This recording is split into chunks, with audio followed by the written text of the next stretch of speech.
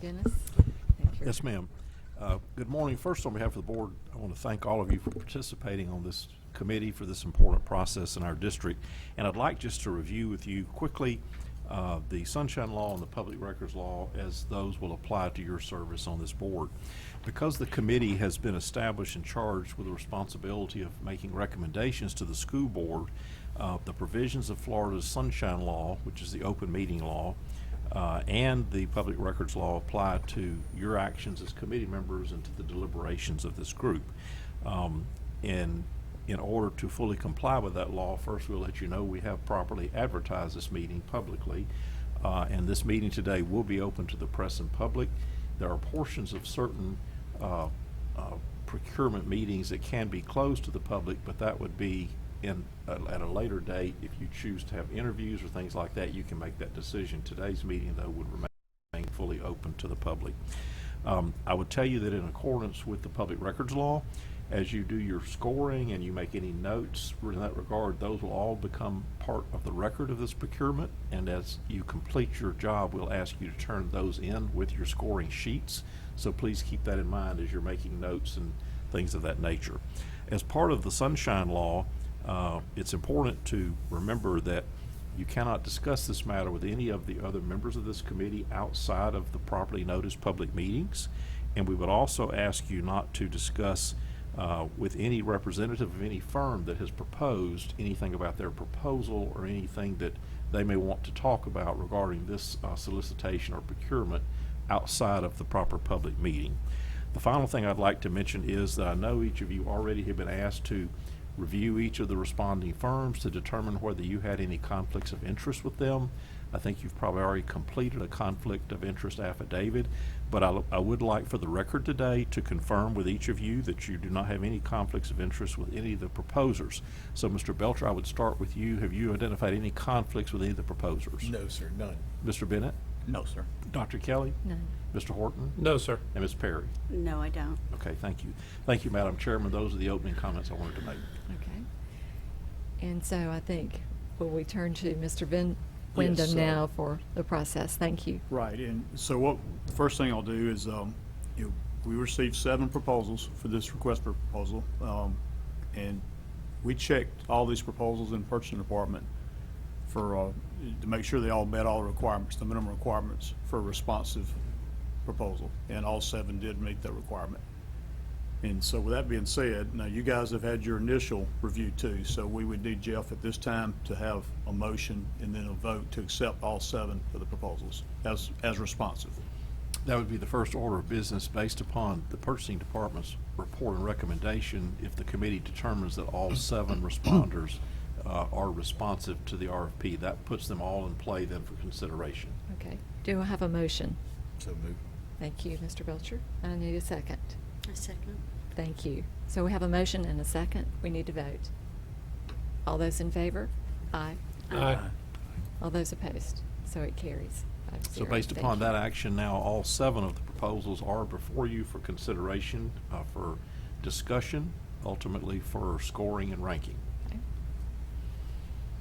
So do we need to just start with the first one and go down? or- Yeah, I think what you might want to consider is, in general, talking about the proposals that you've all had a chance to review, whether or not you believe that they provided you sufficient information to be able to score and evaluate the proposers based upon the matrix in the RFP, or if you believe that you need to conduct interviews of the proposers to provide further information. That's the decision that you need to make today as to whether you're going to be able to move forward today with ranking and scoring and selection, or do you believe you're going to need to reschedule a second meeting, which we have advertised, for the purpose of having interviews of those proposers. And that's totally a committee decision based upon the content of the proposals. And is that something we need to decide at this moment right now? Well, I think as part of your discussion about the proposals, you would decide, yes, did you have enough information to be able to rank and score them, or do you need other information? From my perspective, there's enough information for me. Given that we're going to have a committee discussion too, there'd be enough information to rank and score today. So, I concur. I think so. That's Everybody? yep. Do we need a motion? So or I can we think based just- upon that, then, the committee by motion could decide that you don't need to schedule interviews and that you would move forward today with scoring and ranking the firms. All right, so I need a motion. Move. Okay, thank you, Mr. Horton. I need a second. Second. Thank you, Mr. Bennett. All in favor?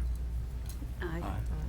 Looks like it So now, passed Madam unanimously. Chairman, the proposals are here for full discussion by the board. You can determine how you want to do that. You can go piece by piece. You can ask questions of certain ones, however the committee wants to talk about it, but just so that you're all clear on what's in front of you. And then at some point, you can determine when you're ready to begin scoring and evaluating them. And at that time, we will actually take a recess if you need to finish scoring or change scoring, whatever you want to do following the discussion.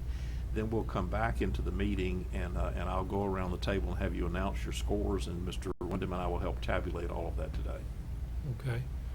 Would it be appropriate to have a Ford and Associates speak, not to their recommendation, but just give us some overview information Right? as our bond And counsel? you might want to, for the record, introduce them as Yes, they're sir. here. Yeah. So at this time, it's appropriate to introduce Mr. John Ford, and I believe it was Will Ford, here today from Ford and Associates. And Jerry, can you hear us okay? So we can't hear you at all. Can't hear you at the moment. Steve, I can hear you There we very go. clearly. There we Everybody go. else is very faint. Okay, so we'll work on that. No. If it's appropriate, Dr. Kelly's asked maybe that you introduce yourselves and provide us some overview information from your perspective. Sure, let me do that if I could. Thank you. Let me set a couple of parameters here. We are not the committee. We're here to assist the committee, and we are not kingmakers. So normally what we would do in this time frame is we would talk to you in general about the proposals without telling you what our personal rankings would be. We think it's important that before you write down on paper that y'all have a discussion about, your reactions to those individual proposals. At the end of that, if you would like to know what we think, we're happy to tell you that. But in general, this is more a qualitative process than it is a quantitative process. Having read the proposals, you will now understand that everybody is number one at something. There's everybody in there claims to be number one in some capacity. In the RFP, we asked specifically for experience starting from January 1, 2018 going forward. If that didn't get a particular firm to number one in the category they wanted to be listed number one, they added a year or 2 years or 5 years so that they could draw those rankings from industry data tables to allow them to say they're number one in some area. It is, in our estimation, the experience that is most important sort of falls down in a few areas. One is, do they have an experienced banking team? Those are the people that would work most directly with Mr. Horton and with Julie, and the three of us on the phone from Ford Associates. And so from our perspective, it's important that those individuals, particularly the lead individual and the next individual in line, have strong experience with Florida School District finance. The reason we believe that is because over the last several years, a number of the laws have changed around the state, particularly laws dealing with cost per student station and other aspects of Florida law as it impacts school district financing. And we think that it's better if everyone on the team comes to the table with a certain baseline of knowledge rather than depending upon us and the lawyers involved to teach them along the way. We'd rather you spend your money educating your kids than educating your bankers. So we feel that expertise with Florida School District financing is important. We believe that in addition to the banker, that the firm's overall experience having underwritten COPs, whether they happen to be for a school district or whether they happen to be elsewhere, and sales tax issues also is important. It helps that they were in Florida, because from state to state, COPs, certificates of participation, which is the type of security that's going out here, have differences in their legal structures, and those changes in structure make a difference to investors that are looking to buy them. So we want to make sure that the sales force that's going to be offering these bonds are aware of that, and we want to make sure that the underwriters who will be actually pricing the bonds are aware of that. If you were able to catch Will's presentation a few weeks ago, you'll understand that the way that the underwriters split up their work is that those bankers are assigned to work with us up until the day of the pricing. On the day of the pricing, their underwriting desk, their underwriter that's assigned to this transaction, actually takes over responsibility for the transaction, and they negotiate with us the prices for each individual year that the bonds are being offered, a different price for every year. And they release those prices to their salespeople. Those salespeople contact investors and try to pull in orders. That person on the underwriting desk who is releasing those prices and negotiating with us on your behalf for those prices is critically important.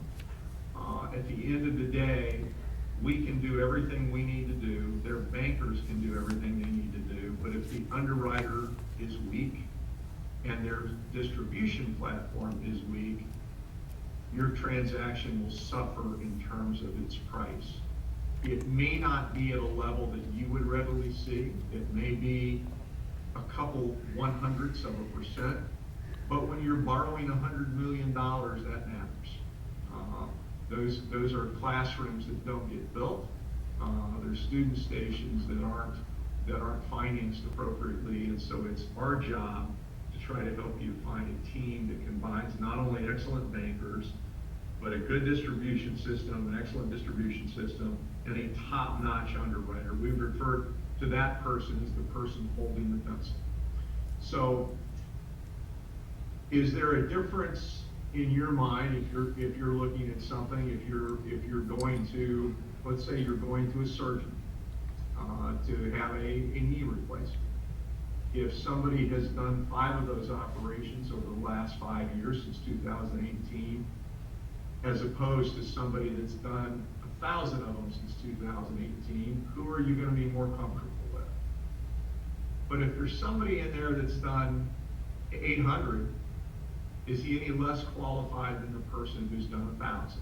At some level, they're doing them frequently enough that they've cleared the bar. And so that base of experience sort of levels out, and you say, okay, they're all basically qualified to get us here. Then you take a look, if it's important to you locally, at what is the distribution system that they have in your area. Do they have offices in Okaloosa County? Does that matter to me as an official for Okaloosa County Schools or as a member of the selection committee? And if so, how do you evaluate that? You have 2 firms in there that have 19 and 20 brokers in the area. You have another firm that has $350,000 in deposits with the school district. Do those things matter to you? If local residents want to buy these bonds, which is going to be, as we set up the sale, it's going to be a priority. We will fill those orders first from any local residents. To the extent that you have distribution in the county and those people have accounts with those firms that you've included in your transaction, it is easier for them to place orders for those bonds. That's not going to be a big driver on the cost of your transaction because the number of institutional orders is going to be small in relation to the whole. We then look at what were the write-ups like on the credit aspects that we asked them. Did they do a good job describing their understanding of your credit and where we think the rating agencies would be?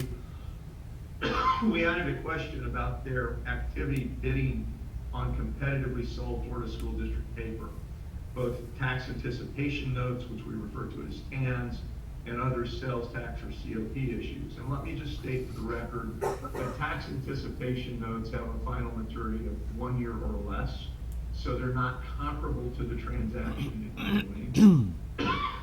But we do think that it's an indicator of their willingness to commit capital and they're focused on Florida school districts. If somebody is constantly bidding on almost every competitively sold piece of paper that a school district offers, we think that that is a positive factor as opposed to someone who never bids on Florida paper.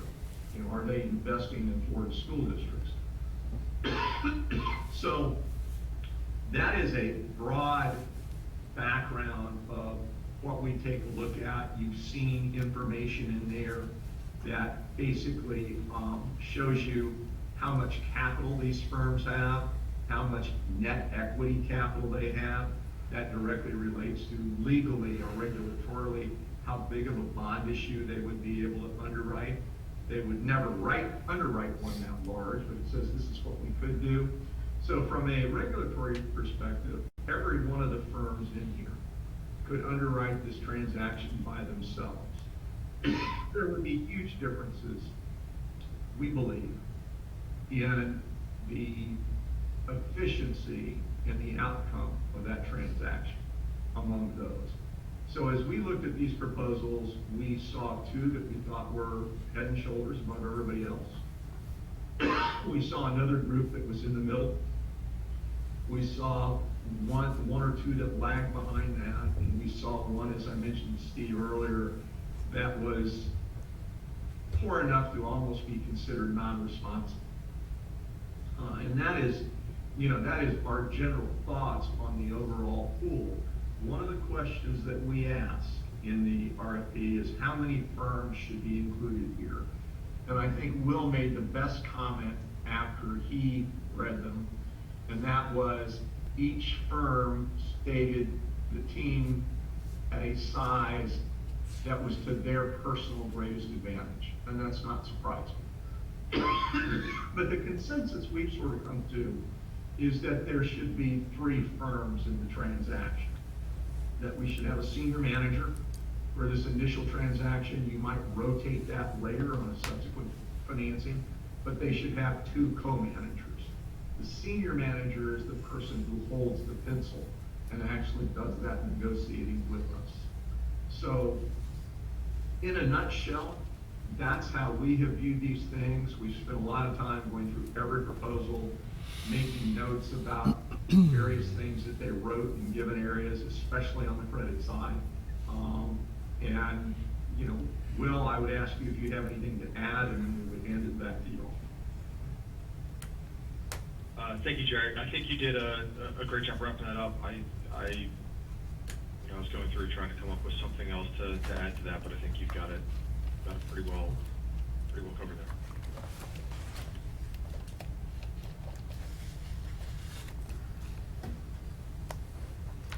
So are we now to discussion or Yeah. clarification questions to them first? Certainly you can do that, and then move into your discussion. Okay. Could I ask a general question that applies to all the proposals? There was a scoring criteria for client references. That was my question I too. specifically didn't see anything that was responsive to that. Also didn't see where it was necessarily asked for. But was that something they had the opportunity to provide? Is there something that I missed, or is that kind of negative, kind of neutral for all of them is the way I looked at And it? to that, I was wondering if the examples given were to be considered a client reference or how that was worked in there too. So thank you. That was my exact question, one of them. Well, Please. the I answer, heard the question about client references. I didn't hear the other comment. Okay. Okay, I think Vince is gonna Vince. address it, but it was whether or not maybe some of the agreements that were included as appendices would represent client references, but Vince is gonna we speak to can let this. him answer him. He wrote the Oh, RFP, okay. so we- Okay. so Maybe you, Jerry. Okay, I did not hear Vince's response. He said maybe Jerry said can answer the maybe question. He gave you the ball. I can. There was not a specific reference. I'm looking here, Vince. There's not a specific reference in here that, a question that asks specifically for them to list client references. And so the idea here was that if you, let me just make sure that's the case, that if you had gone to, if you had chosen to go with interviews, at that point, we would reach back out, get the references, and contact them. Yeah, the only place where references showed up was in the scoring piece. There wasn't a separate question going through and asking.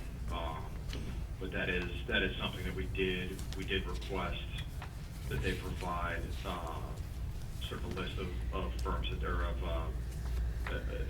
of issuers that they have worked with. So those would be the folks that were we to need to reach back out to, we could. Okay, thank you. Madam Chairman, can I ask one other question? Sure. The Bank of America proposal references a meeting with the board on October 4th, I believe. Is there material from that presentation that should be considered, and did the other responders have any similar input? So Bank of America actually submitted an analysis on that date. They didn't meet with the board. They submitted what we refer to as an unsolicited analysis. Their timing was good because it came out just before the RFP. They were the only firm that submitted anything in advance. I'm pausing here a little bit because we have all been shocked for the last year because all of these guys are very good. They get newspaper feeds, they get announcement when somebody places an issue on a ballot, and usually we're just covered up with stuff. We would have normally gotten half a dozen to a dozen analyses between the time that you first started talking about going out for this referendum up until today. And for whatever reason, this just never crossed anybody's radar. It was really surprising. So we did have, is that TV? I'm sorry, I'm laughing. My assistant just heard me coughing, and one day she made a cup of tea for me, and she put some honey in it, but there's a bottle of honey out there that belongs to Will that is highly spiced. It's called Extra Hot. And she dumped that in that cup of tea, unbeknownst to her or me. So we did not get any unsolicited material from any of the underwriters with the exception of Bank of America, which did occur on October 24th. We have a copy of that if you'd like it. I believe Steve and Julie have a copy of that as well, and it was sent to the board. But we can grab that out and throw it up on the screen if you'd like. So I did notice a discrepancy, really not a discrepancy, but a difference in the attorney fees across these from $15,000 to $25,000. Is that something we should consider, or just know that they vary? And is there a reason? It is not, because there are two things going on here. One, they are, in one case, they're assuming, one of three things. One, they're assuming that their attorney will not provide a legal opinion about your disclosure, or saying you adequately disclose everything you're supposed to disclose, known as a 10b-5 opinion. There was one of the firms, maybe two of the firms at least, that said, you know, my $15,000 fee assumes that your guy is providing the 10b-5, Frank Nornall. The rest were silent on that, but at a higher fee. But if you notice, at least four of them, I believe, had quotes, included the same law firm with different prices. Exactly. The number that they gave you for a $75 million transaction is well below the rate that those lawyers, any of those firms, would charge. What's happened here is none of these underwriters have actually gone to those lawyers and gotten a quote from them. Okay? They've just thrown in a number. We tend to get a little bit annoyed at that, and at the end of the day, here's what will happen. They'll come to us and say, gee, you know, we were wrong here. The Underwriters Council fee needs to be 80% of bond counsel, and you know, we'd like you to pay for that, and we're going to say, we're going to give you the opportunity to pay for that difference out of your spread.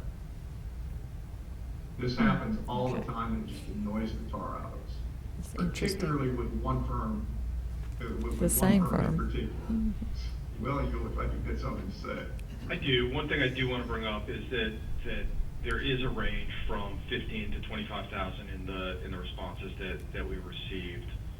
The difference in quality of the underwriting will drastically outweigh the difference in cost in that underwriter's counsel fee. So that is not a number that should be driving the decision. Because Just a that's, curiosity. it's something that's going to be inside of you know, the difference there is going to be worth well under a basis point. So over the 9.5-year life of this transaction, say that fee doubled, say it was $50,000.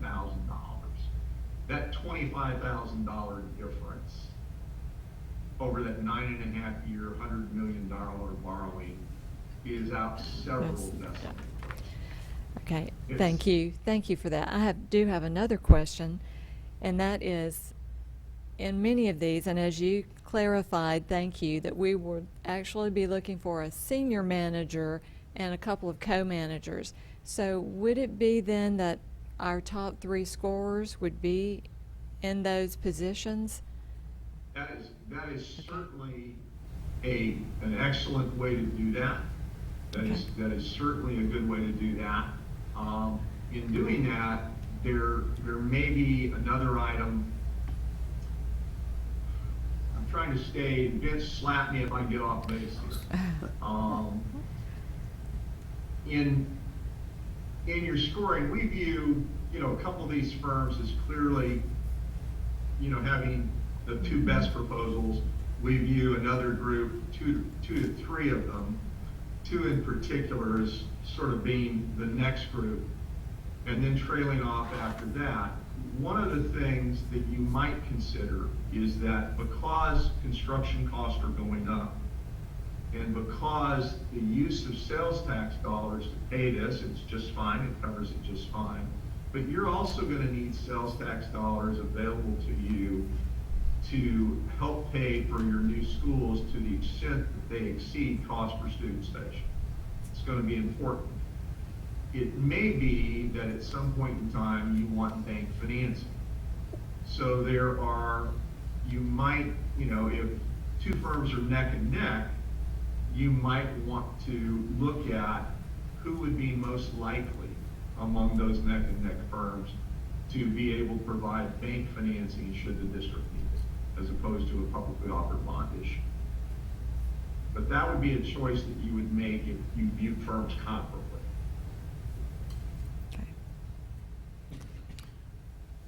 And so I have a couple of comments. So you said at the beginning of this was kind of a qualitative analysis and not so quantitative. So that's challenging when you kind of look at all the numbers here and you want to kind of come up with a 1, 2, 3, 4 based on what the numbers say. So we understand we're not there. For me, when I looked at these, I felt one stood out from a number of perspectives. So obviously, when I was looking at these, if I didn't see some Florida COP experience or even specifically school district COP experience, that kind of was a non-starter for me. The other thing that was important to me was that if I saw either maybe somebody, a senior manager that has some experience but they're with a new firm, that at least caused me to think a little bit compared to someone who'd been with a firm for a while and with that firm had a lot of underwriting experience as a senior manager. There were some that were clearly co-managers on some issues and some things that didn't have a lot of senior manager experience. So, and then the other thing that I looked at was you mentioned the Okaloosa County residents and their ability to partake and to participate in this in some kind of an easy format.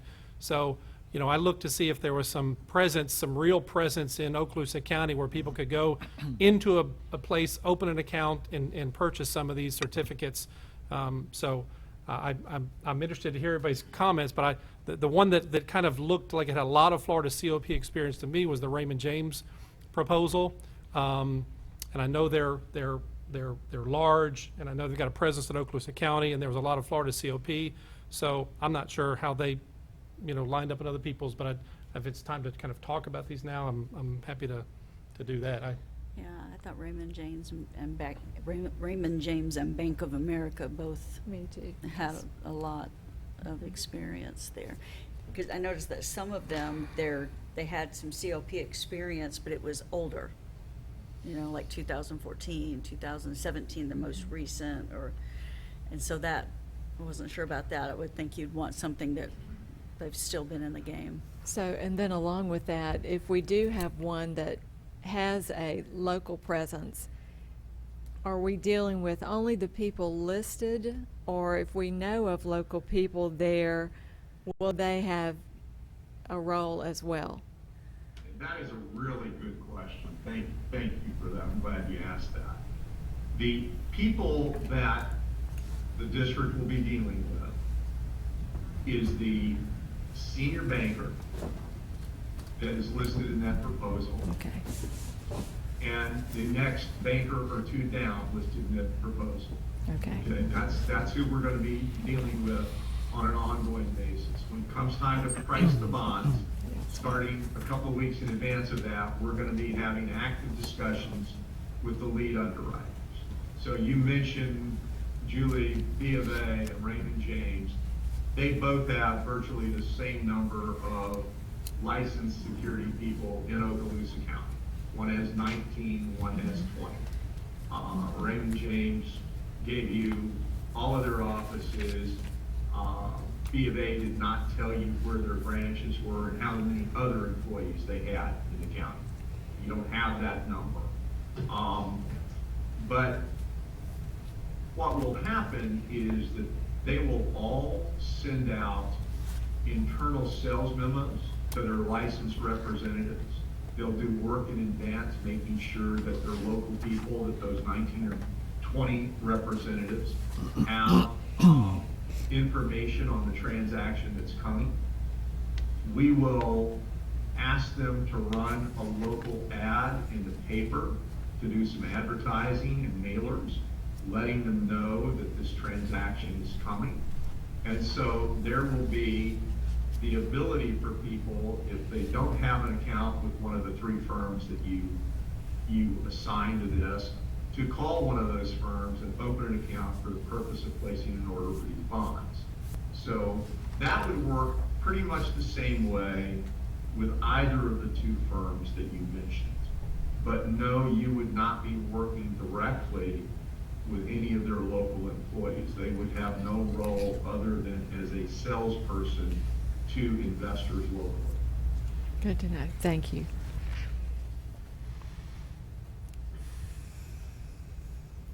Any other major discussion? Do we need now to go down to looking at these descriptors here on the score sheet and talking about those in depth, or come to some agreement on the Steve, would you scores? like me to just put up a little recap of those numbers on the screen for you? That would be great. Yeah, that'd be great. Anything you can do to help us. Anything, yes. Everything you can do to help us. You need to enable screen sharing then. Paul. Paul McNeely could do that, I think. Here he comes. All eyes are on you, Paul. I'm happy to help if you need it.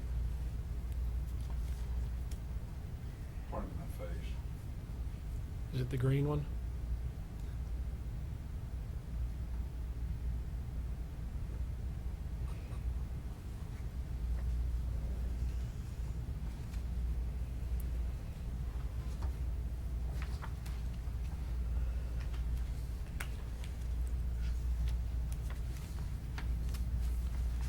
There we go.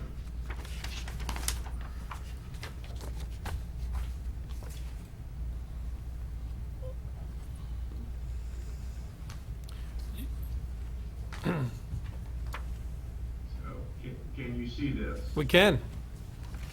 Okay. So in here, this simply, shows their assets. As you can see, B of A is the gorilla in there, but B of A, PNC, RBC, RJ, UBS all have significant size in terms of the total assets. Public finance departments are good size for all of them, clearly. RJ and B of A are the largest, but that is nationwide, okay?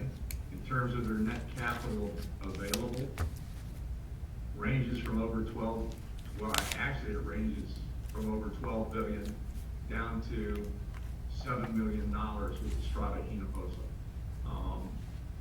Public finance bankers in Florida, you've got 5 with B of A. You've got 16 with Raymond James. I'm trying to think of who those people are, because I know almost all of them. I can't come up with that number, but maybe. And then offices in Okaloosa, B of A has listed 3. I don't know if that is their total branch offices or if that is just their brokerage offices. They have 19 brokers as compared to the 20 brokers at Raymond James. COP experience. This is one where in the cover letters and other places, people sort of played fast and loose with what they had. In point of fact, if you go from the time frame that we requested in the proposals, this is how it breaks out. You know, B of A did 11 issues as a senior manager, worth $926 million. RJ did 13 at $777 million during that time period. We would view them, both can claim to be number 1 depending upon whether you're going by par amount or number of issues. Usually the industry ranks by par amount, so I would view those absolutely comparably. Their number of issues as co, again, are comparable.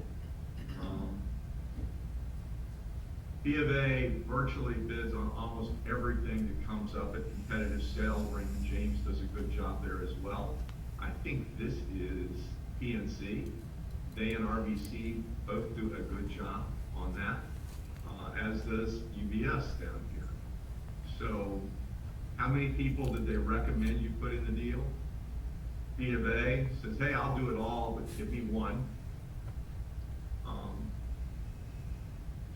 PNC, 3 or 4. 4 is just too many. RBC, again, wanted 3, a size of 3. Raymond James was 2 or 3. Siebert wanted 5 firms in the transaction, 4 to 5 firms in the transaction. UBS was 3. So the consensus was sort of 3, which is what we were looking at prior to looking at any of the proposals. That was sort of our number was in there. So that is,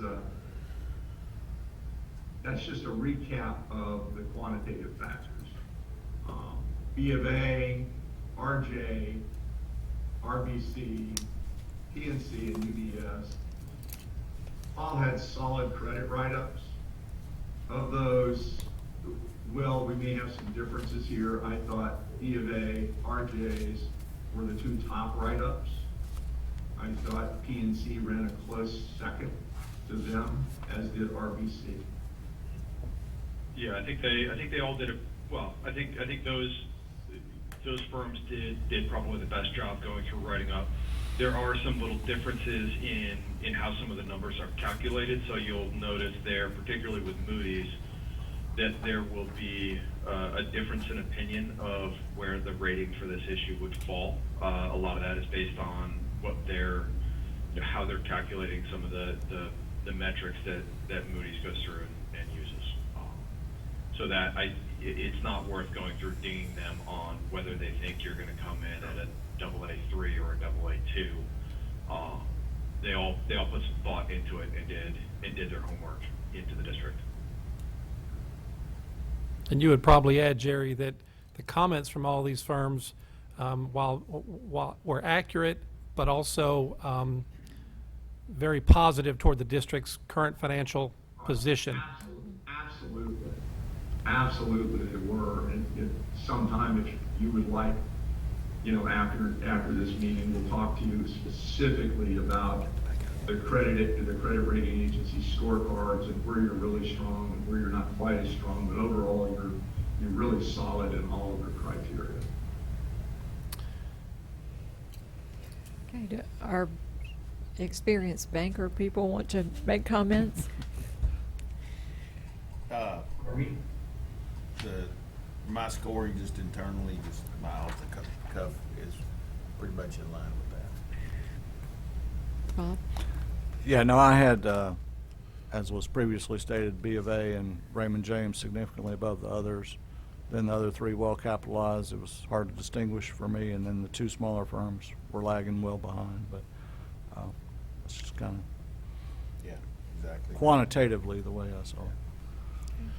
Jerry, so that may not have heard that, but some of what I'm hearing right now is Bank of America and Raymond James kind of stood out, both large and capable.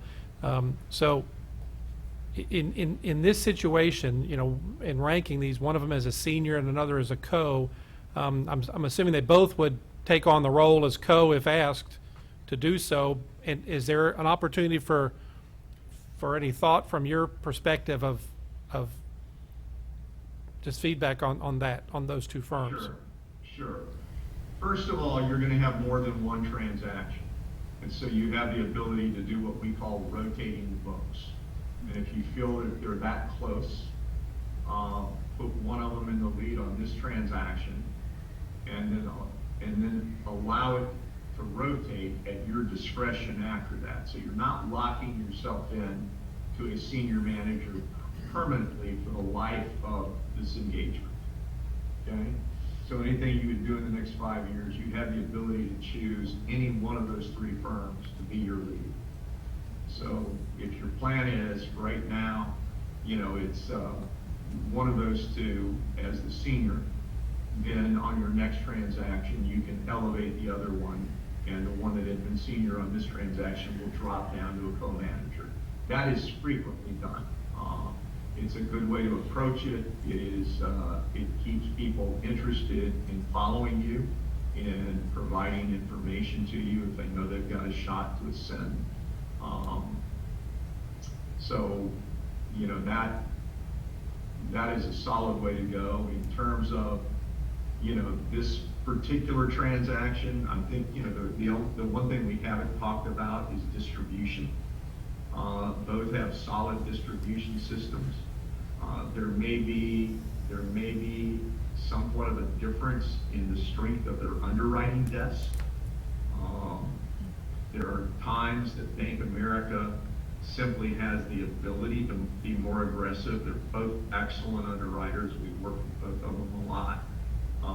I would say on any given day, if B of A decides that it wants to do something, it has the ability to do that. Sometimes they do it because they believe it's the right thing. Sometimes they do it because they're trying to line themselves up for another transaction. Sometimes they may do it to make somebody else look bad.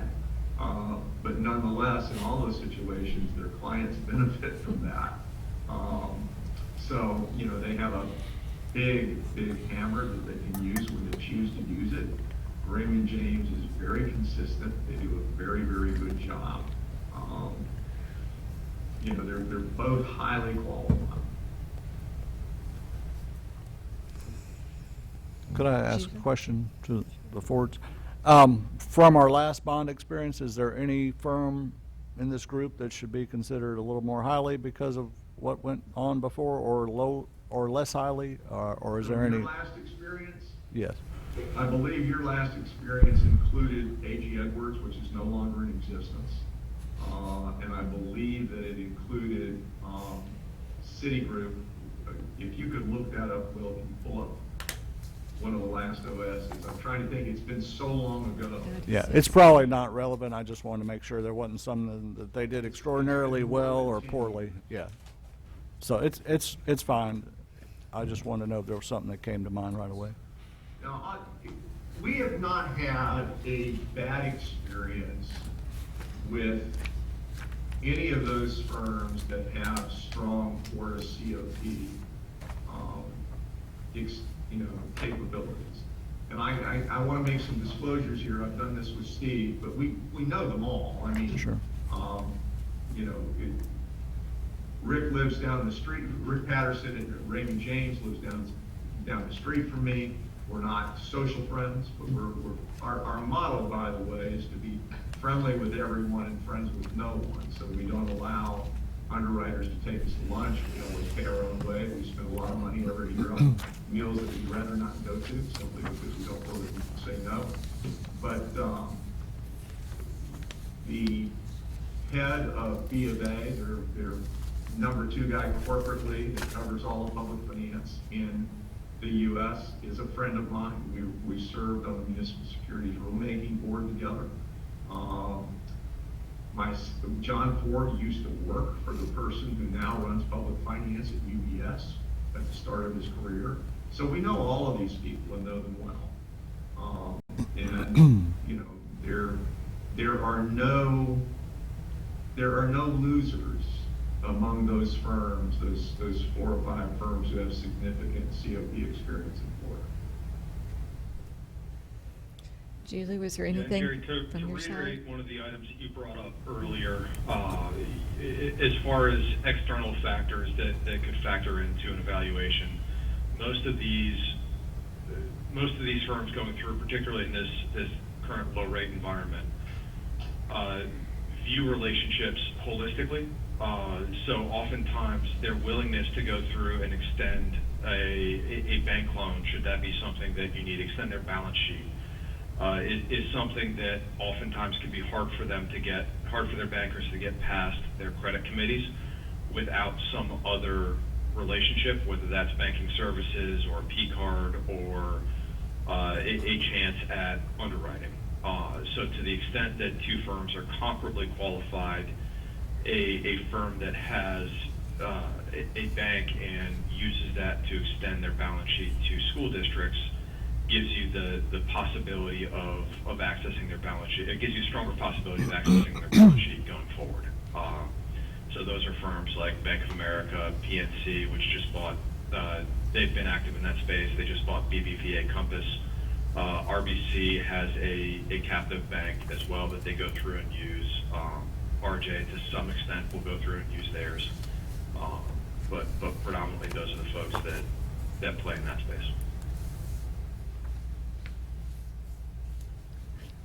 Julie, did you have a concern or comment about any of these that you and No. Ms. Rita might have experienced?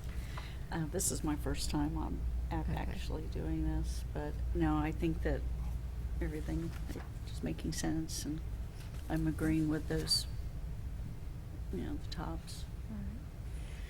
So now, is it appropriate for us to go back to these score sheets, or do we need to have additional discussion? Does anybody have a comment or concern that we need to talk over? We all are in agreement with, obviously, those top 2. But do we need to now rank those 2 and then go to the third? Well, I think what we need to do is obviously individually, you each have to score them. The ranking will come out of that. Okay. And the So scoring what- is completely arbitrary. There's no criterion like if they're at this level, it's 1 more point. If it's this 1 more thing, we're assessing them based on our own internal Individually, criteria, you're- capped at And is those there- numbers. Right. Yeah. Yes, And you're is there assessing them. anything that we will substitute now for those client references, or just leave that off and say the And top will be 90? I think if the committee would consider, in discussions with Mr. Wyndham, that there really is not a standard for you to rate number 4. And so if the committee is comfortable, we might just suggest that you just delete that category and not score anybody in that number 4 category. Yeah. Okay, that makes sense. So 90 would be top. And so my 20 could be Bob's 30, but in the end, when they're all tabulated. Yeah, you're So- ranking them relative to your own. Yeah. Yeah. It would, So so, what as long as you'll- I'm consistent. Right, what you'll be doing is, we're gonna ask you to give them all a raw score in each of the 3 categories now. And when you announce those, whoever has the most points from you added together, we will assign a ranking Yeah. okay. point to that. Makes sense. And so that's how we'll come up for each one of you. The top 3 firms will be based upon the raw scores you give them in the thing. We'll go back and see then who your top point, scoring person was, and then they will get ranking points from there. Okay. So at the end of the process, we will come out with 3 firms for each of you ranked in order, But based no- upon your individual scores. No need to go all the way through 7, just our top 3. And Madam I Chair, think we can I have to be score them all. We have to score excused all. to take a quick comfort break? Yes, please. We have to Alright. score all of them. Well, Yeah, we- you They need all to score need them to- all. You need to Yeah. score And then they'll every come out the firm. way they come out. You'll come out with Okay. the top 3. That's what Alright. you score. Yeah. Thank you. Madam Chair, If you're gonna, if you're ready to go to Do the we- scoring, you may want to just recess the meeting and let the scoring go on, and then we'll reconvene when everyone's ready to announce those scores. A great plan, thank you. So we recess at this time. Thank you. We're in recess right now, Jerry. From recess, and we're back in session. And I believe everyone has tabulated, so do we pass those to you, Mr. McGinnis? No, we're gonna actually have you announce those publicly here, so I'll just Okay. start with one of you, and I'm gonna call out the name of each proposal, and for each one, if you please give me each of your 3 scores and then your total score for that firm. And then when we get all of your scores total, we'll go back and confirm how the ranking points are assigned to your responders, okay? Okay. So, Dr. Kelly, we'll start with you, and I would ask you first for RBC Capital Markets, LLC, what was your score for financial stability, strength, and distribution capability? So I had 35 on that, Okay. Technical credit analysis, 29, qualifications and experience, 24, and then we're not ranking the references, so your total score for that firm? 88, 88. All right, for Seibert Williams and Shank and Company, financial stability, strength, and distribution capability, 20, technical credit analysis, 20, qualifications and experience, 25, your total for that firm, 65, 65. B of A Securities, Inc., financial stability, strength, and distribution capabilities, 35,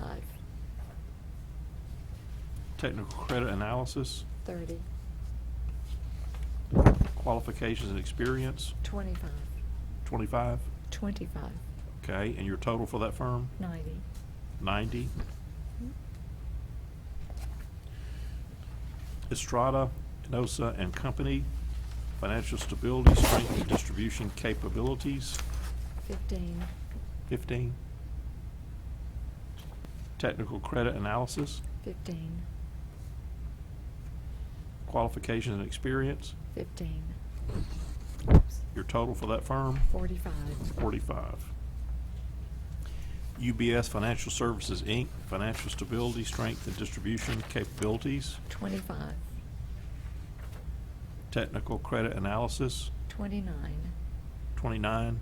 29, Qualifications and experience, 25, and your total for that firm, 79, 79.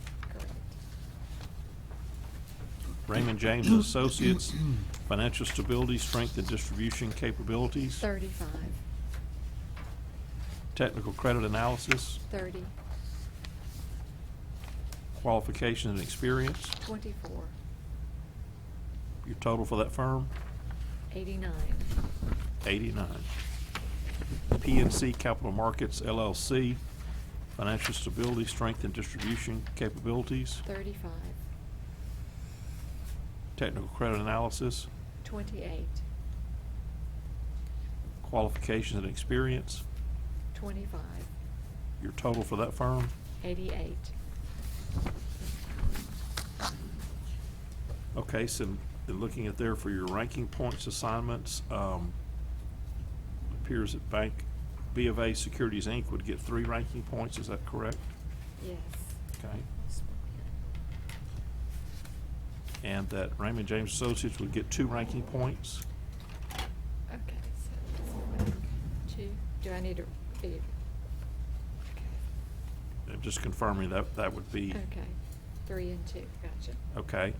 And then you have both RBC Capital Markets and PNC Capital Markets at 88 each, so they each would get 1 ranking point. Correct, Mr. Wyndham? Right, that's correct. Okay, Ms. Perry, we'll move to you. Okay. For RBC Capital Markets LLC, financial stability, strength, and distribution capabilities, 25, technical credit analysis, 30,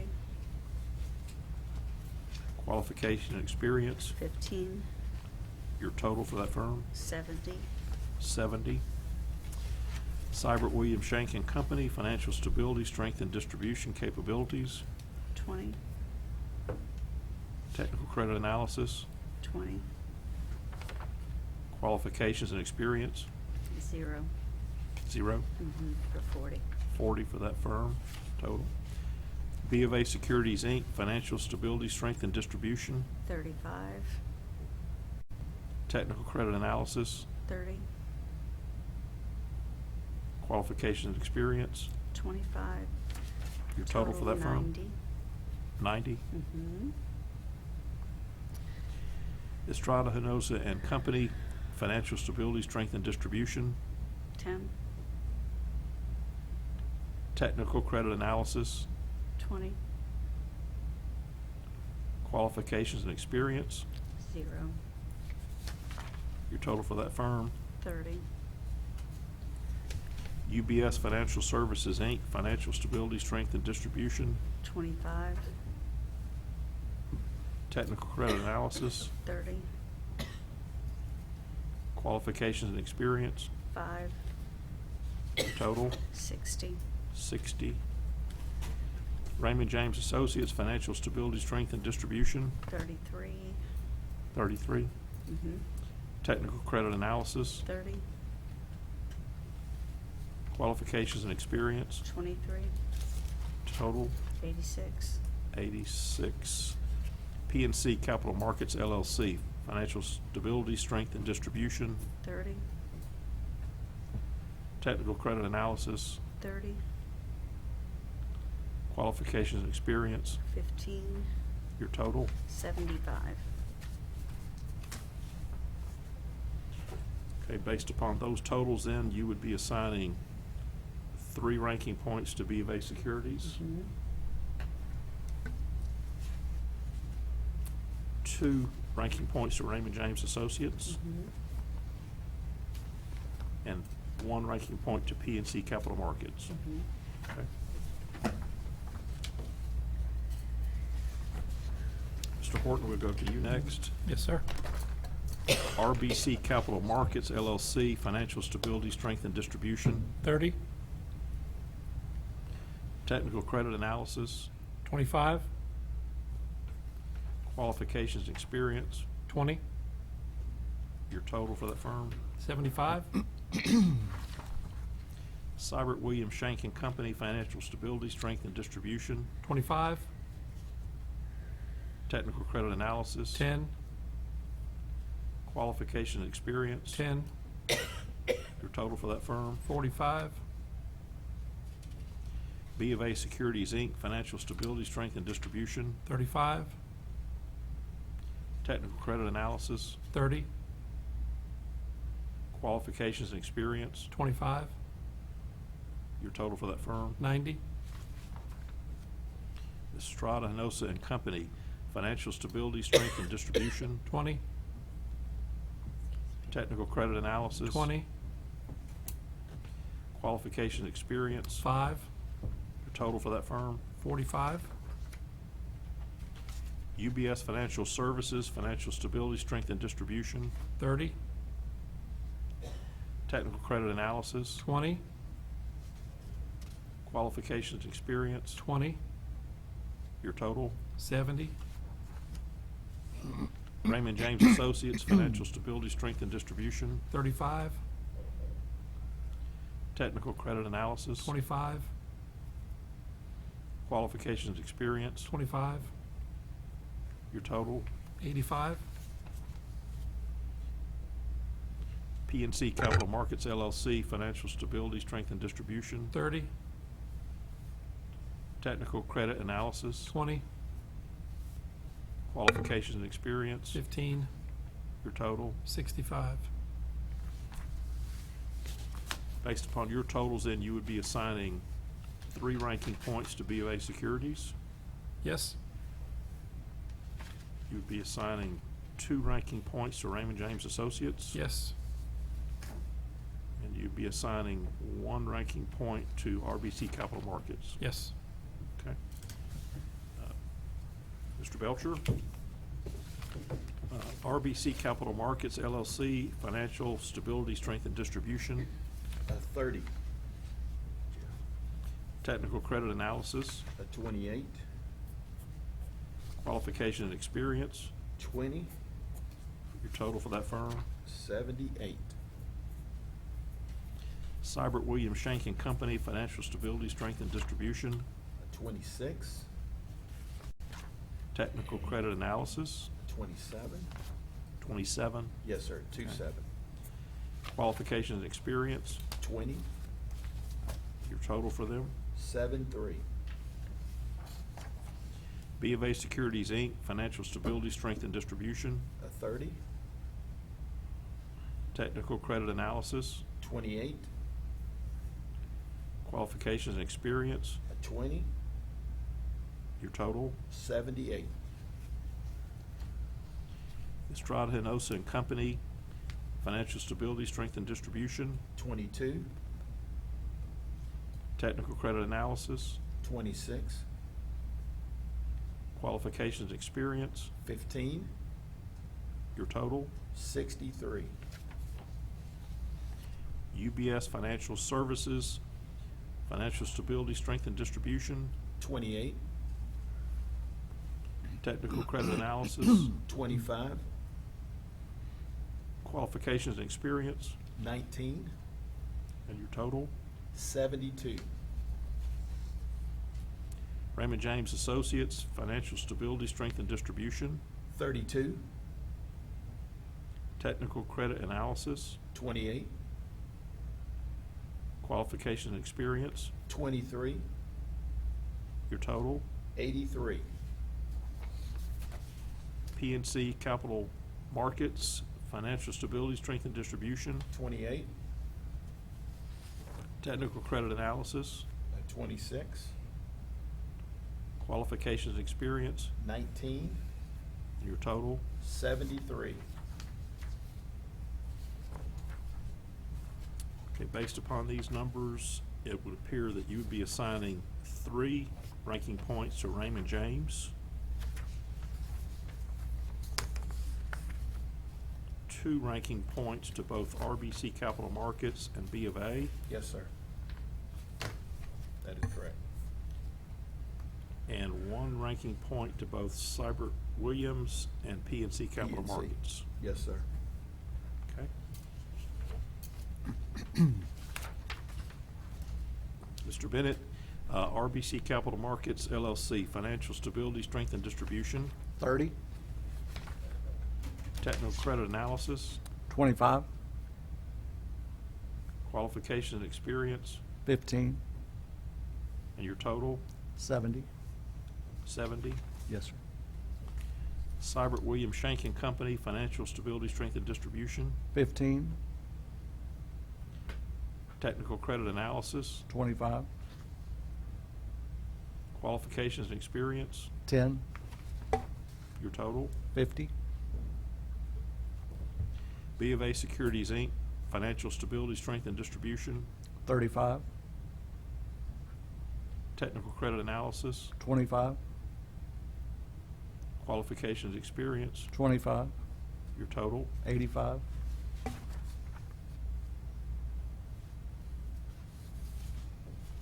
Estrada Hinosa and Company, financial stability, strength, and distribution, 10, technical credit analysis, 25, qualifications, experience, 10, your total. 45, UBS Financial Services, financial stability, strength, and distribution, 25, technical credit analysis, 25, qualifications, experience, 15, your total. 65, Raymond James Associates, financial stability, strength, and distribution, 30, technical credit analysis, 25, qualifications and experience, 20, your total. 75, PNC Capital Markets, financial stability, strength, and distribution, 25, technical credit analysis, 25, qualifications and experience, 15, your total. 65, Okay, based upon your total scores, then you would be assigning 3 ranking points to B of A Securities, Yes. You would be assigning 2 ranking points to Raymond James Associates, Yes. and you'd be assigning 1 ranking point to RBC Capital Markets. Correct. Okay?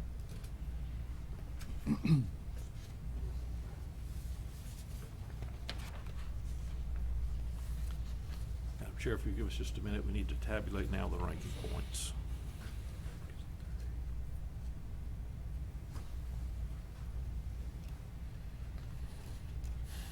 Mr. Horton, do you do the Jeopardy music? That would be good, wouldn't it? Could whistle it. Hold up on your phone. Mhm.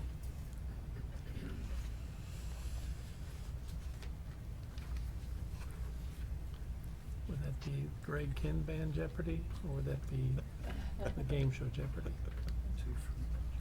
You gotta go back, Steve, to get Greg Ken Band. I was thinking Weird Al. I lost on Jeopardy. Yeah, right?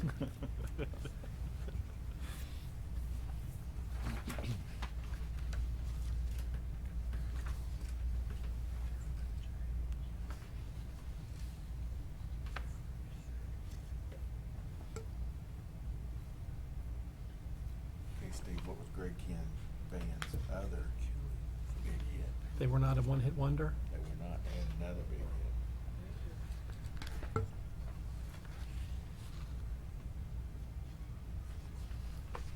Oh, he's got it. That Paul's would take got some it. thinking. What was the question?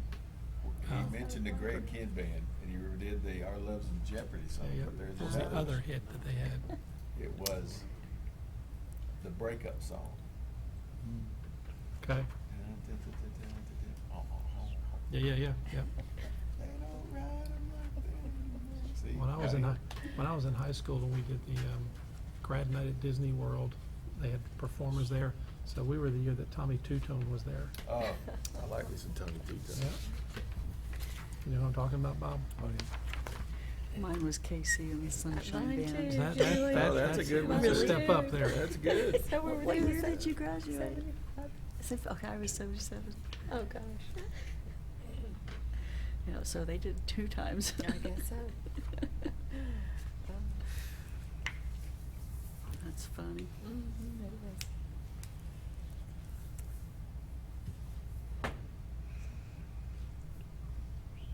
They were definitely a one-hit wonder, though. Yeah. Tommy. It was a good band, but they never got credit for anything but that one song.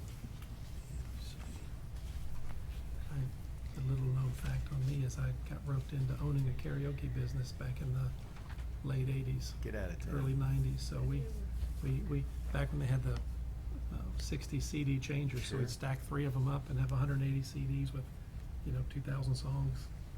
And then it all went computer based, and that was the end of that. I got out of it just at the right time.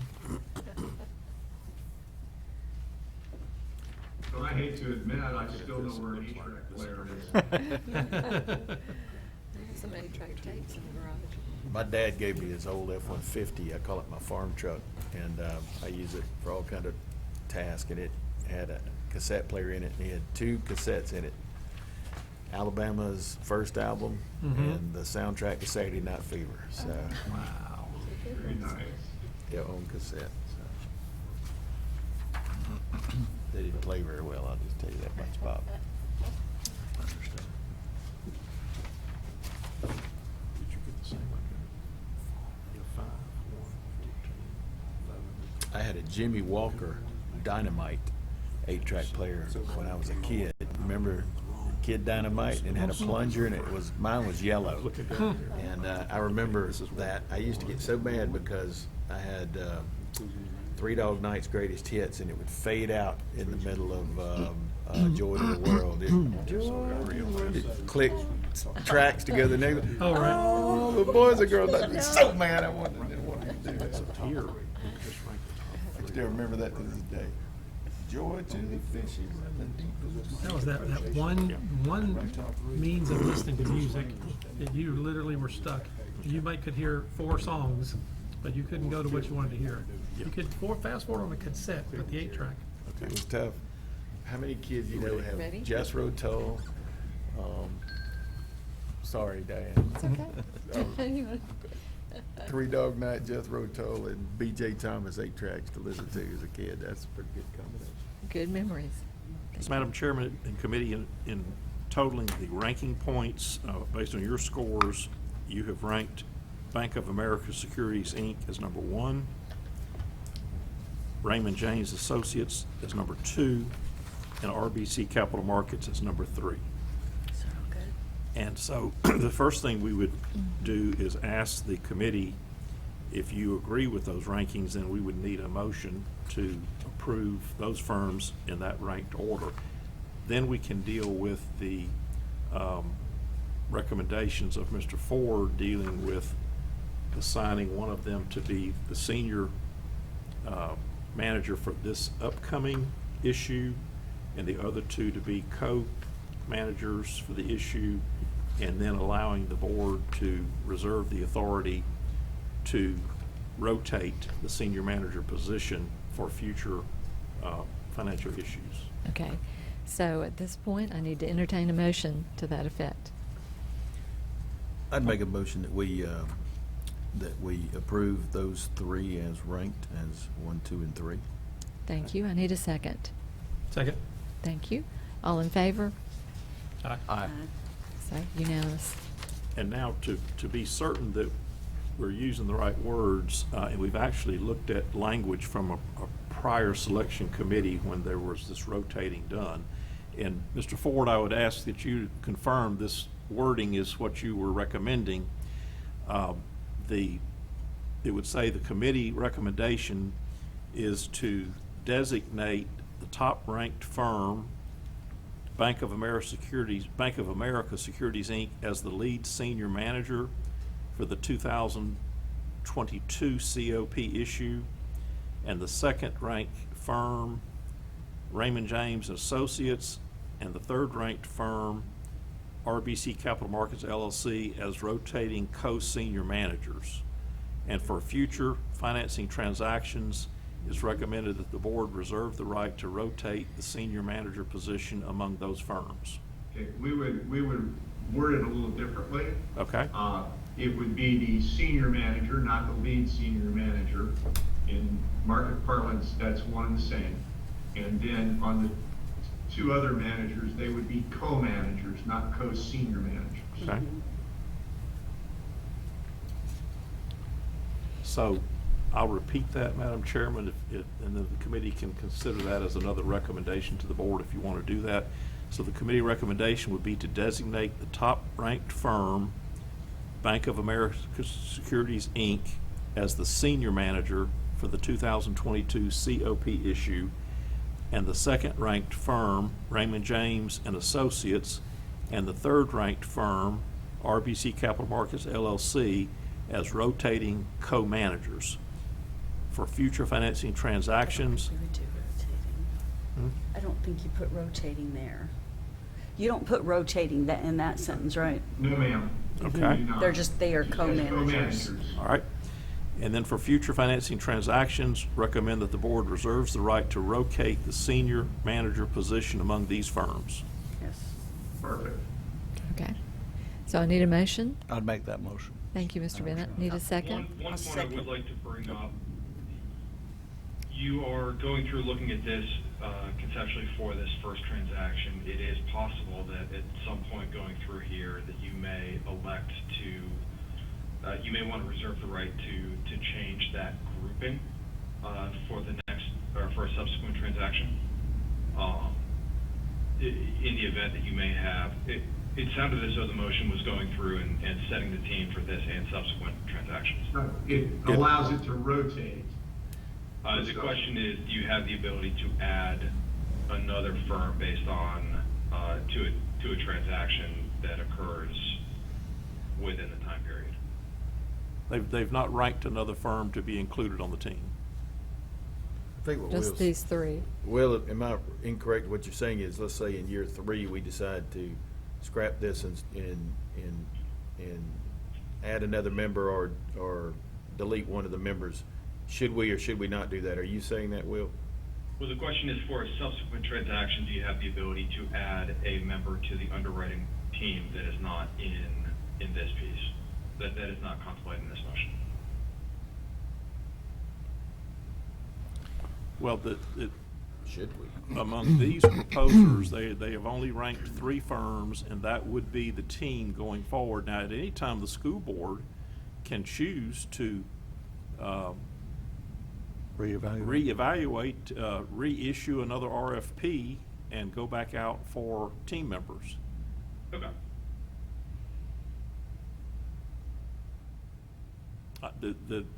The fact is that right now, this motion, if the school board accepted it, they would be setting the 3-manager team for the 2022 COP, and they'd be reserving the right to rotate among those 3 for another issue.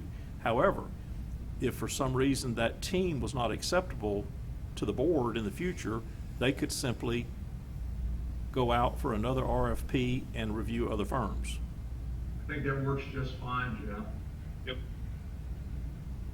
Okay. All right, so I think we had a motion by Mr. Bennett and a second by Bennett is Julie. second. Mhm. So all in favor? Aye. Aye. Okay, passes unanimously. And what I would ask committee members, if you'd be sure you have signed the bottom section of all of your evaluation pages and just pass those down this way. Mr. Wyndham will be maintaining those as part of his procurement file. If you have other notes that go with them, please pass those down as well. And if you have notes, at least put your initials or something on those pages so they can be identified as to who they belong to. If it's just scratched, does that need to go Okay to as leave them in the well? box, Vince, and Yes, just leave the you box. can leave your boxes there. I'll take care of that. Okay.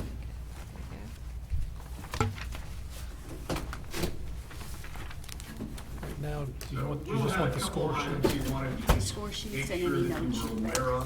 Yeah, I've got them all, but- That's okay. I just wanted to make Scratch sure I around and mentioned, see. we had been talking about Underwriters Council earlier. There is going to be a single Underwriters Council for this issue that will serve to cover all of the underwriters that are involved. You're not going to have those additional Underwriter Council fees for each of the underwriters that are included in the transaction. Yeah, I that's think just, their sound is off, Will. We heard him. We heard. We got him.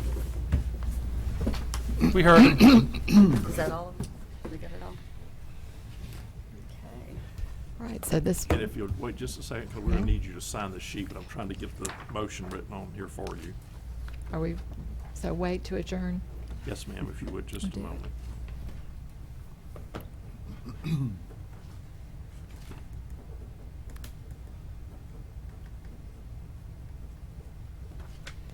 While we're waiting, I'd like to thank Mr. Wyndham and the Fords and Mr. Reed for their assistance today. Thank you, and thank you, Jason and Bob, for coming.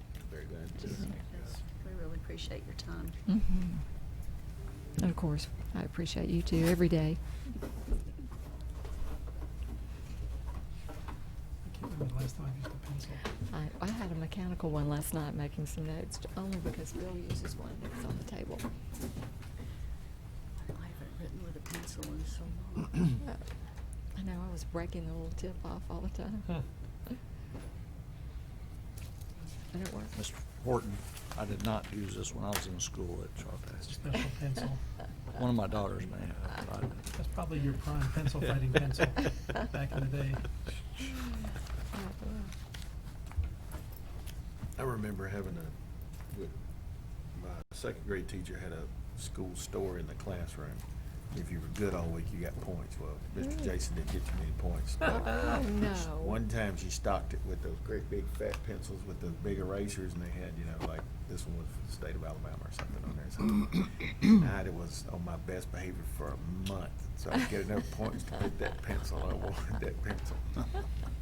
Then I used it to whoop everybody in the classroom, and I didn't get any more good points for about 2 months. Uh-oh, it was your weapon.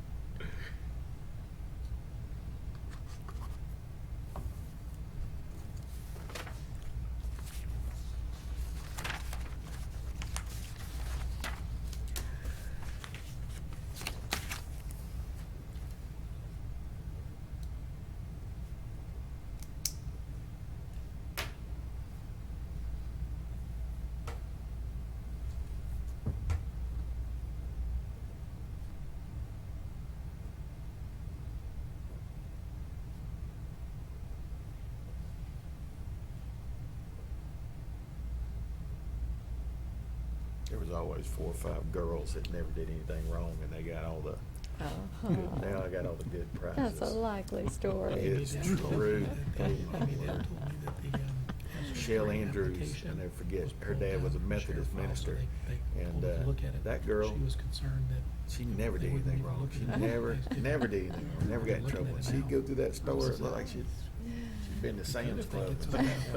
quickly on that.